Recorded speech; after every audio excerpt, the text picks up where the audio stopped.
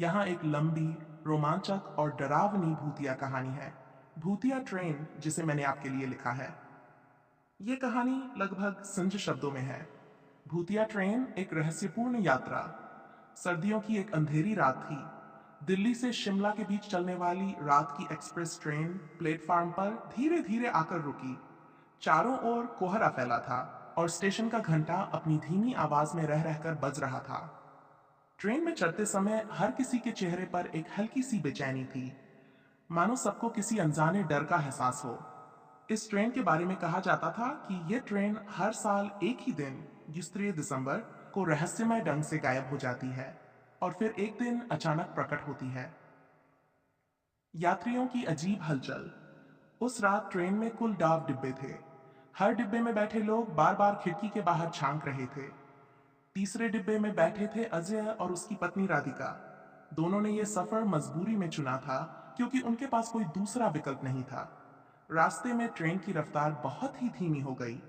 कोहरा इतना घना था कि कुछ भी दिखाई नहीं दे रहा था। अचानक लाइट्स 2 बार झपकीं और फिर बुझ गई। सिर्फ ट्रेन का इंजन धीमी आवाज में धड़धड़ा रहा था। पहला अजीब अनुभव। करीब 1 घंटे बाद ट्रेन एक छोटे से सुनसान स्टेशन पर आकर रुक गई, मौतपुरा। यह स्टेशन मानचित्र में कहीं नहीं था। घड़ी की सुई 3 बजे का समय दिखा रही थी। ट्रेन में बैठे लोग धीरे धीरे उतरने लगे। स्टेशन सुनसान और भूतिया था। कोई आवाज नहीं, कोई चहल पहल नहीं। अचानक एक बूढ़ी औरत हाथ में लालटेन लेकर आई और धीमे स्वर में बोली, इस ट्रेन में जो भी है आज रात यहां उतर जाए, वरना लौट नहीं पाएगा।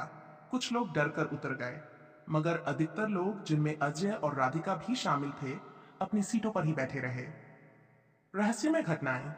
जैसे ही ट्रेन फिर से चली, एक एक कर यात्रियों के मोबाइल और घड़ियां बंद हो गई। समय जैसे थम सा गया था। अचानक 5वें डिब्बे से एक महिला के चीखने की आवाज आई। लोग भागकर पहुंचे।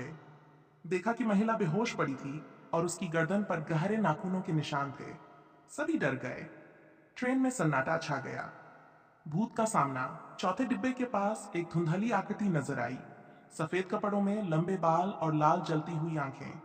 लोगों की चीखें निकलने लगीं। हर कोई उस डरावनी परछाई से बचने के लिए डिब्बे बदलने लगा। इसी बीच ट्रेन की रफ्तार अचानक बढ़ गई। बाहर सिर्फ जंगल और गहरी खाई थी।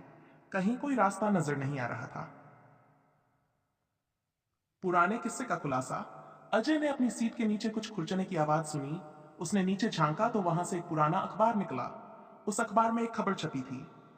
23 दिसंबर 1922 मौतपुरा स्टेशन के पास एक ट्रेन हादसे में 300 लोग मारे गए।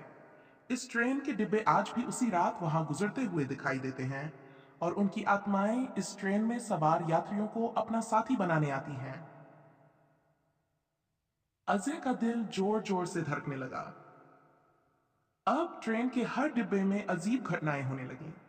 कुछ डिब्बों से हंसी की आवाजें आ रही थीं, कहीं बच्चे के रोने की आवाज और कहीं पायल की छनछनाहट।